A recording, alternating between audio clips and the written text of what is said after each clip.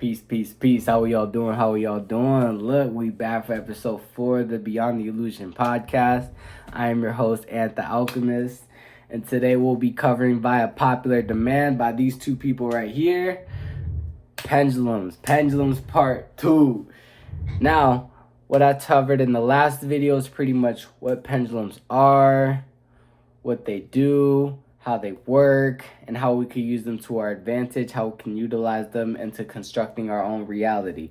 If you haven't seen that video, I suggest you go watch it right here or linked in the description, however the fuck I plan on doing that shit. But today we're going to be doing one level deeper, you know what I'm saying? We can't hit them with too much off the bat. We got to make sure y'all get the essentials first before we get into the more complex things, right?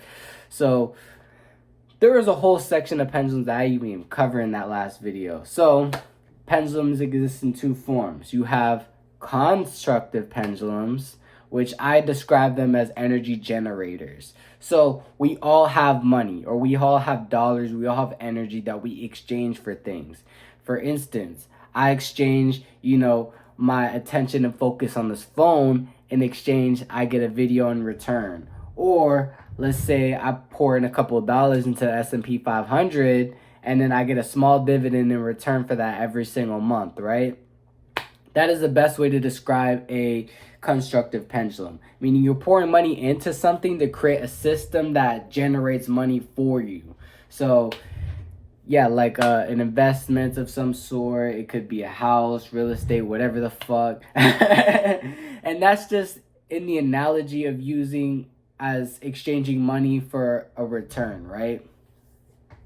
So you exchange your money to get access to a system that is constantly generating more and more money, right? Constructive pendulums generate money or generate energy. They are energy generators, right?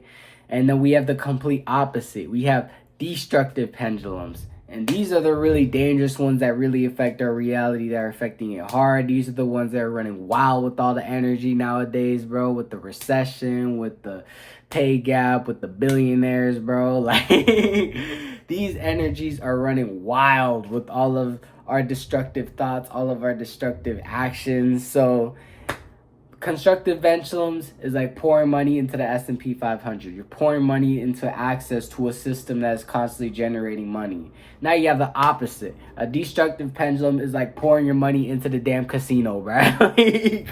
That is the best way to put it. Or pouring your money into something that isn't giving you anything back. It's just releasing some built up energy, whether it be spending money on prostitutes to, like bust a nut or whatever, or whether it be pouring money into bad food, into that crunchy, flavory texture to, release that tensed up energy. So best way to describe a destructive pendulum is they release energy in that moment in exchange for absolutely fucking nothing, bro. Like, and that is how they work.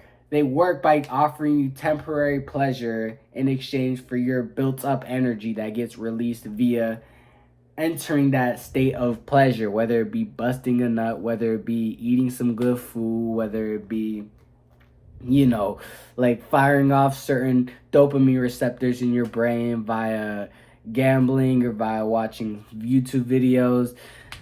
And this is honestly what makes most jobs really, really hard. This is what makes most businesses fail. This is what makes most of life pretty much harder than what it needs to be. It's because these pendulums are feeding off of the free energy in the environment via destroying the constructive pendulums, whether it be in your workplace, you're trying to do your job, you're doing the best that you can, you got a customer asking for some bullshit, talking about like, hey, I know I only spent like $22, right? But I'm gonna need some discounts in a few of these, bro. And then you got to tell them like, yo, nah, bro, I can't do that. I'm like, oh, okay, cool, I'll just make a scene then.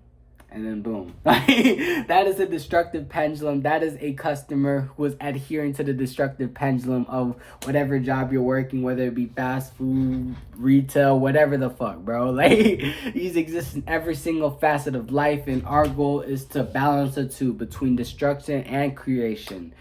You can't live without both of these. You need both of these in order to survive. So it's just a matter of which ones you adhere to, which ones adhere to creating your own creation, whether it be building your own desired reality or destroying the reality you no longer desire, right?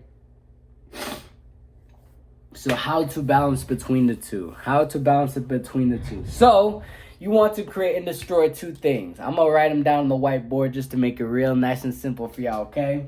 So either Sigmund Freud put it best, or I don't know which psychologist, some psychologists, I believe it was Sigmund Freud, but correct me if I'm wrong. Humans are going in two places. Either they're going towards creation, or no, I'm tweaking. Let me actually use the actual quote. Going towards pleasure or away from pain. But destructive pendulums create pain. Whoa, what the fuck was that, bro? What the fuck? Alright.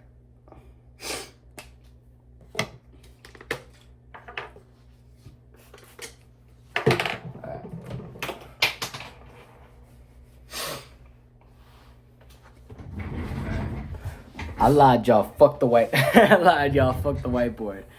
But anyways, you want to balance out the creation and destructive energy. So either you want to create your own desired reality, you want to destroy the default or undesired reality, whether it be destroying bad habits, whether it be smoking, drinking, whatever bad habit you feel is holding you back, or fueling more positive habits such as working out, meditation, locking in with your business, creating content, whatever the fuck.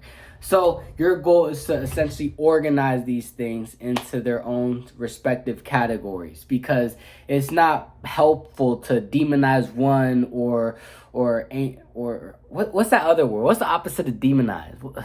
Some word, bro. You don't want to demonize one and you don't want to put on a pedestal the other. You want to put these things in their own respective places, whether it be, and these things are playing in your brain every single day. So it's up to you to not react to these thought waves that convince you to destroy things or to create things you don't want, but rather you want to acknowledge these thought waves. All right, what is the consequence of responding to this thought wave? You project the response. You decide, all right, is this response even worth it? You say no, or you say yes, and then either you don't or you do it. And it's just a matter of unplugging from your own brain, because these things will act like they're your own thoughts. These pendulums will act like they're creations of your own, when in actuality they're not. They're creations of your environment. They're creations of other metaphysical beings that we can't see or comprehend. So it's up to you to fuel the thoughts or fuel the pendulums that are going to create your desired reality and destroy your undesired reality versus the vice versa, because